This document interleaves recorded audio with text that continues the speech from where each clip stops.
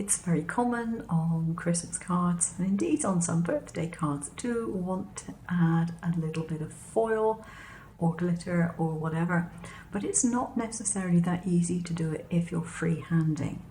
Now, if you do have a cutting machine and you can get your hands on something like this is a quickie glue pen from Sakura, and the glue inside is tinted blue. It will turn clear, and I've used in my machine to do this bit of text.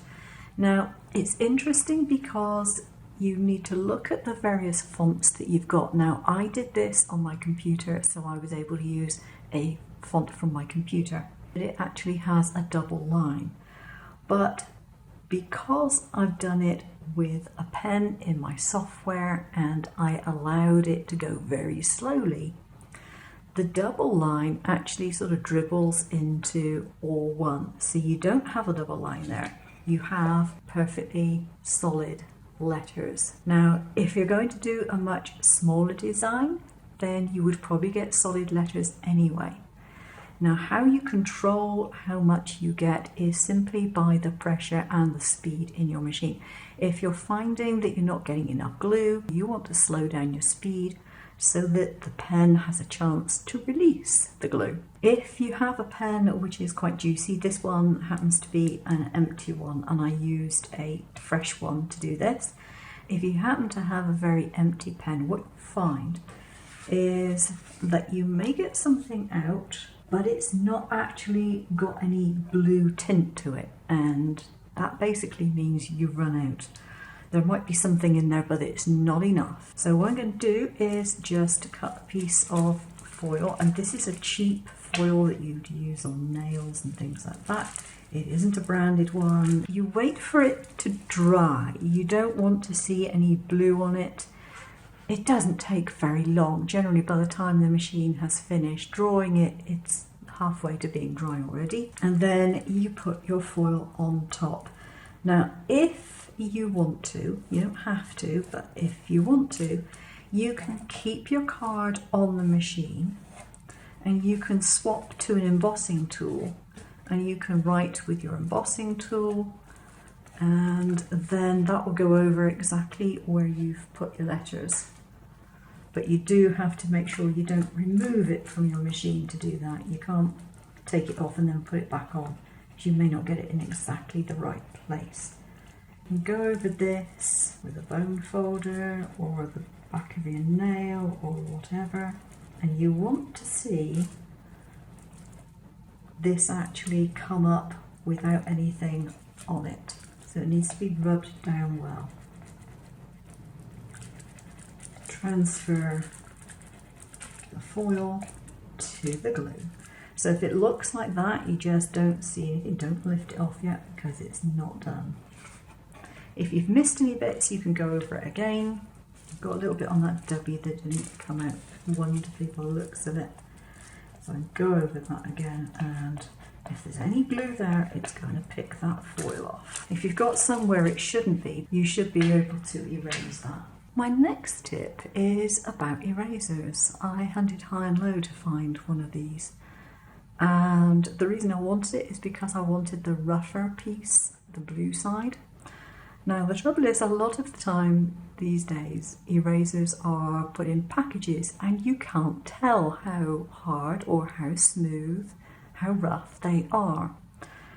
But there is a way to tell sometimes, and I don't know if it applies to the States, but over here in the EU, we often get numbers on our erasers, and this has got 840 on it.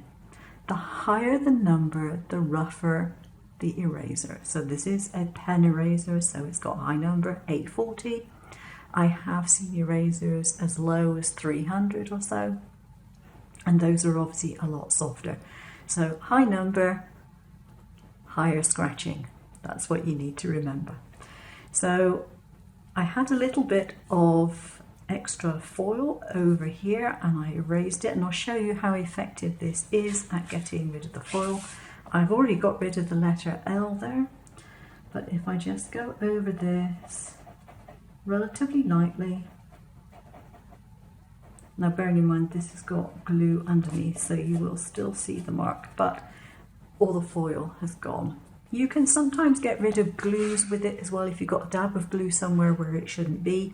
And if you've used a glossy glue or something like glossy accents and got it where you don't want it to be, if you've allowed that to dry, you might well be able to either remove it with this or certainly decrease the visibility by taking the shine off of it.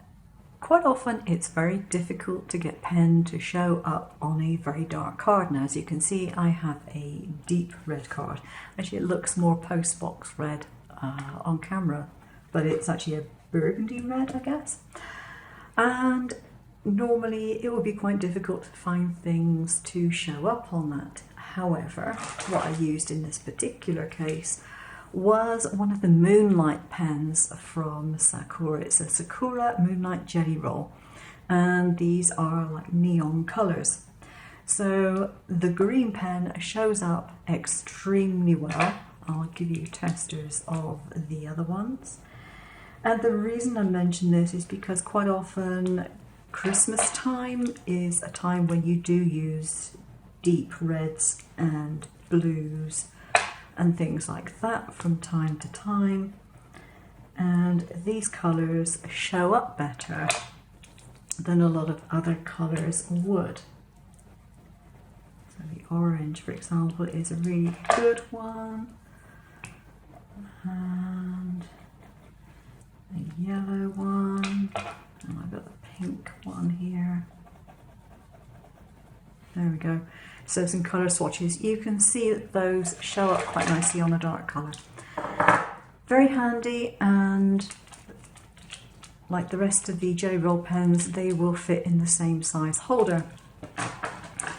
So my tip on this is actually going to dafont.com. I will put a link down below because dafont.com, let's try saying that quickly, it's really difficult, is very, very good for free fonts. And this is a font that I found, which is obviously Halloween based. It's NTF Sweet Halloween. Now, for myself, I don't have very young children around, and so Halloween isn't really something that I have anything to do with. But I do know a lot of people in the States do celebrate Halloween. But maybe it's just one of those occasions where you think, oh, I could quite fancy doing something, but I haven't got the appropriate stamp, I haven't got something. If you want to send out some Halloween cards, or if you want to do gift tags or anything else like that for Halloween, but don't actually want to go out and buy a whole load of stamps and or dies in order to make something.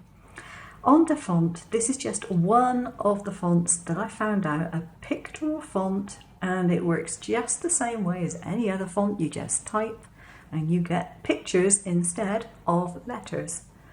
Now the only thing I would say is if you get one of these fonts, it makes sense to make yourself a crib sheet.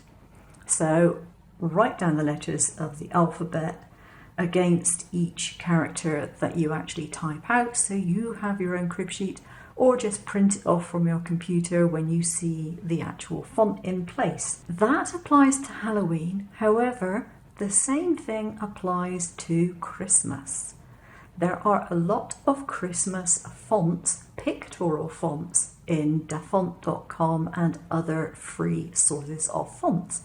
So you can get things like Christmas trees and boxes and stars and moons and Father Christmases and gingerbread men and all those sorts of things in a font. And if you've got a cutting machine, for goodness sakes, get yourself a pen holder. If you haven't got a pen holder and you've got a cutting machine, you are wasting so much money. It's incredible, because you can draw all these things. And one of the advantages of using something like a font, as opposed to even buying a stamp set, you can change the size of this. If you want to do a little diddy one, you can do a little diddy one. But if you want to make a great big one and cut it out, like a big Father Christmas or something, you can also do that. And no stamp is going to give you a 12 by 12 Father Christmas. I don't think there are any that big. But if you wanted to do that with a font, you can do it. No problem whatsoever if you use a pen in your cutting machine. Just download them to your computer. And if you're using the computer version of Canvas Workspace, they will automatically come up in the workspace along with all your other fonts. You don't have to do anything special with them, they just will turn up. That doesn't happen with the online version, but it certainly does with the desktop version.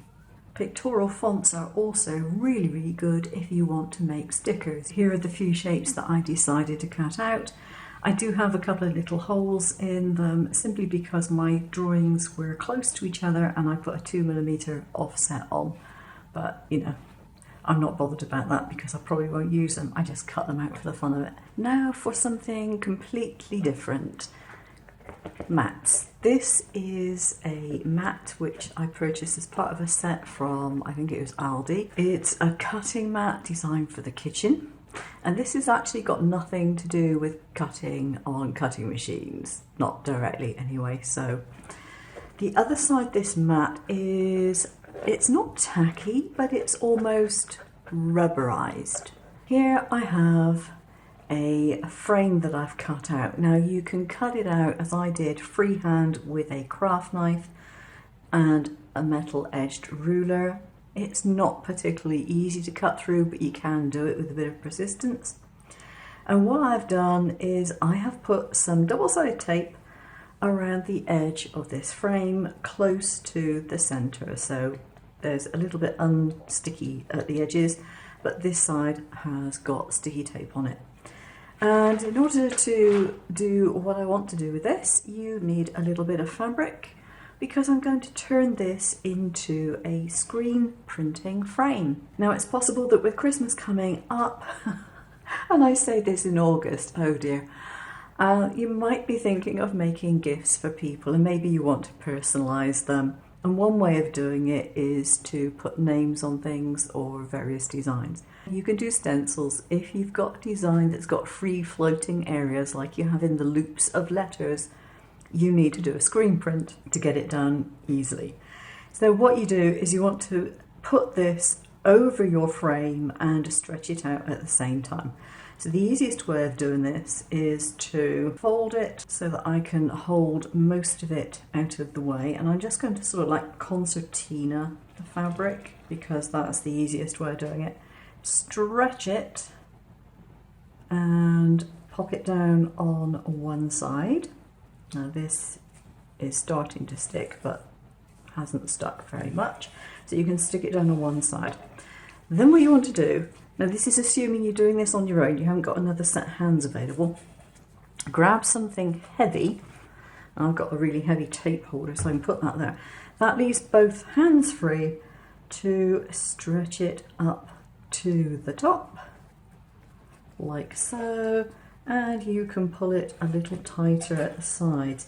Now being a plastic frame, you can't pull it really, really excruciatingly tight, but there again, you don't need to. And there we have a screen printing frame, which would be better, I admit, had I ironed the fabric first, but I haven't. But you have a basic screen printing frame that you can reuse time and time again. All you do when you've finished is you take your vinyl off, because you're going to put vinyl on top of this, and then you just peel off the fabric or you just run it under the tap, whatever, to clean it up. If it's not quite tight enough, you can peel up an area and pull it just a little tighter. With the double-sided tape, it's quite adjustable, and if you've got a synthetic fabric like I have, I don't have a clue what this fabric is, it's some kind of foil. If it's synthetic like this one is, you're not going to end up with little thready bits on your tape.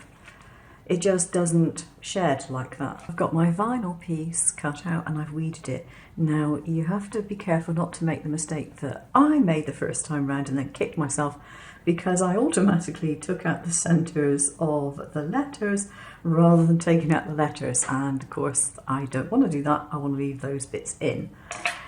So you can take some tape in this case, because it's a very small image that I'm doing, and I can put that across there, put another piece across. You can normally use transfer paper, but it's so small I'm just going to use the masking tape. Then you take off the backing paper, and because these pieces are very small, they are prone to lifting, so you have to take it off quite carefully. There we are. Now, it depends on the way that you like to do things, whether you want to have your foil underneath or on top of the stencil or your image. You know, there are two ways of doing it. So I've done my letters back to front, so I'm going to stick it on top of, directly on top of the fabric. And when I actually use it, I'm going to turn it over and ink from that side. So I'm just going to pop this in the middle there. If it's a larger item, I will get a scraper and scrape down. And that's one piece off. The last bit. There we are. And then I would just press that down. Now you can see I have the word adore. It's quite difficult to read actually. I just took it off of the Scan and Cut, and it's the most peculiar sort of font really, but there we go. So I've got some acrylic texture paste, and that's what I'm going to use. I know it's quite thick, and I'm just going to put a little dollop on here. Shouldn't take very much to do something of that size.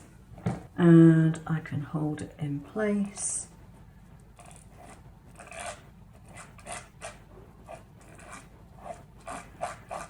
And make sure everything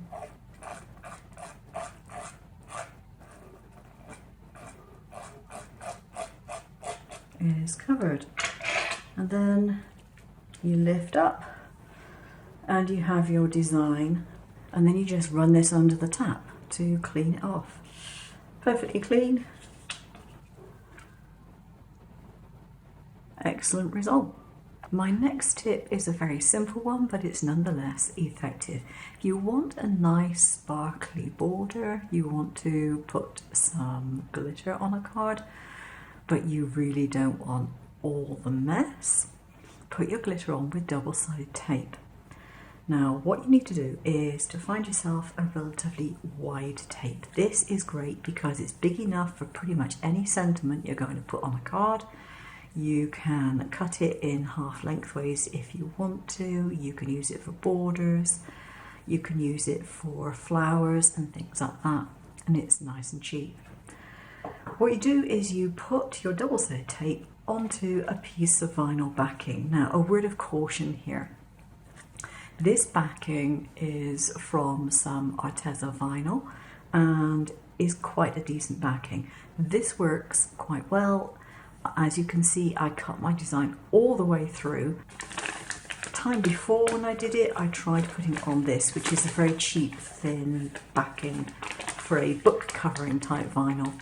This did not work as well because this stuck to the mat, and it was a right mess, and I took 10 minutes scraping it off. Yuck, horrid. So all you have to do is to peel off your backing.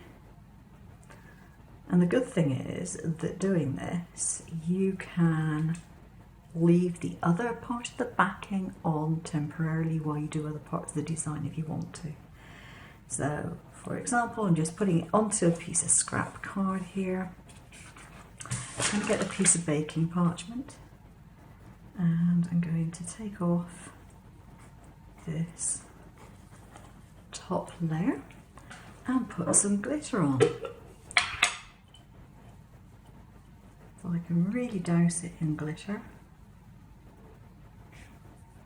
This is really great for sentiments. If you've got plenty of glitter that you haven't been using and you really don't like heat embossing, and I have to confess, heat embossing isn't my favourite thing to do. And the other thing is that if you're heat embossing at the last minute, sometimes you can wreck your card. It's all very well if you plan it, But if you suddenly decide you want to have some embossing on something and your card is put together, all the layers are on, not always quite as easy. So this glitter can go back in my jar. That's one lot.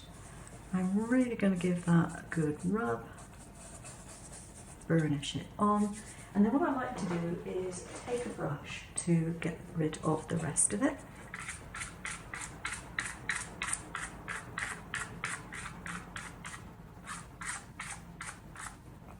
There we are, I have my glitter on there. Nice, neat, clean, sharp edges, which is very difficult to do if you're gluing. The last one, I think, for the moment. Okay, pens. This is the inside of one that I took apart earlier. I was curious as to see what actually the inside was like. And it's like an artificial fibre, but it's strings of artificial fibre. And it was just in a fat straw shape. I've got some milkshake straws which are about that diameter. So in theory, if you wanted to, you could clean it out and use it for something else. What I found, this particular set of pens, they were drying out all the time. And obviously the problem is something to do with the ink they've used. The ink itself has dried in here and would not dissolve, no matter how much alcohol I put in it, no matter how much I tried to clean this out. This was hardened and it just wouldn't dissolve. So that was on the thick nib side, and consequently every time I was trying to fill it up, nothing really was getting through. This particular set of markers with these striated tops I found dried out. They keep drying out, they won't stay moist. Even if I haven't used them, the next time I go to use them, they'll be dried out. And yet the other set that I have, the same brand, they're fine and they're older. But these, no, these were not good. Not the second lot. But anyway, you can take this out. You can strip out the entire pen, which has its uses. Because what you can do is you can again fill it up with alcohol, or you can just use it as a dipping brush. Choice is yours. But if you want something which is going to clean up after you've been doing your nails, for example, it gives a very nice bullet point for that. And that's quite handy. Also, if you do put alcohol in it, when you use alcohol in your drawings and things like that, you can use it. So no reason why you shouldn't. If you do take it apart and you want to reuse it like that, you will either have to stuff something down inside here, or you'll have to keep this, dry it out, put it inside, really clean it, dry it out and put it inside in order to use it again. And the reason for that is because the only thing that keeps this nib from going all the way in is the fact that it's got this tube inside and it can't go any further. That's what I discovered anyway. But you can do it. It's something else that you can do with your worn out pens if you want to. And the other thing is, don't forget that if you've got tips that are in good condition, the pen's worn out, you can still clean up the tips and save those for use in other pens that you have. When your other nibs get worn out, you'll have some spares without having to buy any, which isn't a bad idea. So that's that one. The other thing is, if you have biros like this and they're emptied out, if you take these apart, if you strip these down and take them apart, and you can pull that out with, again, a pair of pliers, you can put glycerin in them. If you put glycerin in them, that allows you to do some heat embossing. If you write something with it, you can heat emboss on it. But the other thing is that if you have an empty pen, a completely empty, clear pen that isn't ever going to put anything down on your surface, you can use it as an embossing tool in your cutter to do score lines or anything else. And because it's a pen, it'll fit in your pen holder. You see, there's a logic to this. So there we go, that's my tips for today. Hope you enjoyed them. Leave some comments below. If you've got some tips that you'd like to share, leave those below as well. Take care now. Bye bye.